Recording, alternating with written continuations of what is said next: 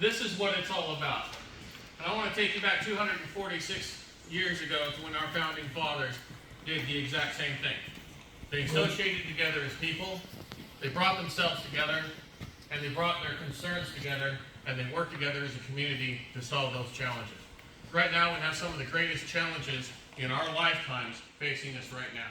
So no matter who you vote for, from all these fine candidates for standing up, and thank you each and every one of you for standing up, it is difficult to put your name in the ring and make this gauntlet and make it go all the way through. So thank you for each and every one of you for even putting your hat in the ring. Right now, when we're looking at all of our candidates, I'd like you to take a look at us and ask a couple of questions. Beyond the normal questions that we might have asked in the past was, are they an R, are they a D, are they Christian, are they this, are they that? I'd like you to look at what our founding fathers were looking at. Where do they stand with the Constitution? The reason I say that is because the number one function of all of our leaders, and they should be servants, not just leaders, but the number one function is to protect each and every one of our rights. Beyond solving crime, beyond giving us food, beyond giving us health care, the number one thing that they must be doing is protecting our rights. In order to do that, they must know the Constitution. They must speak about the Constitution. They must think about the Constitution. Because their goal is to preserve your rights, our rights, each and every one of them. Beyond that, we need to ensure that our leaders understand that we have a government of the people, by the people, for the people.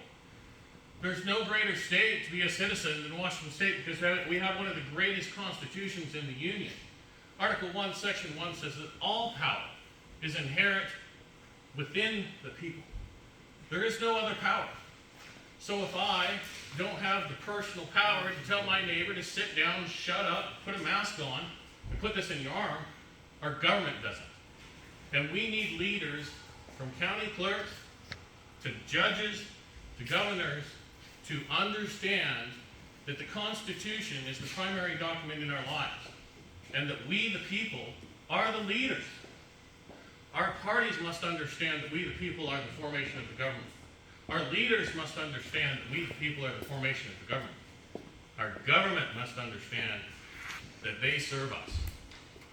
That's my primary reason for running. And there's no greater cause to run than parents are the primary stakeholders of their children's lives. It is what our founding fathers came to this country for.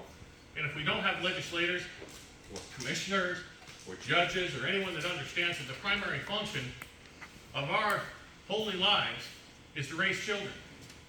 And we have an inherent right to raise those children in our own ways, our own faith, our own traditions, without the government getting involved trying to tell us how to do that.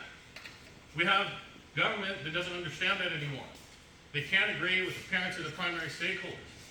The other thing that they can't agree with is education dollars needs to be attached to a student instead of a building.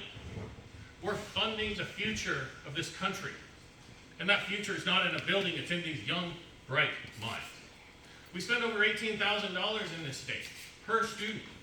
Every time we have raised that dollar amount, test scores have gone down. Why are we going to continue doing the same thing?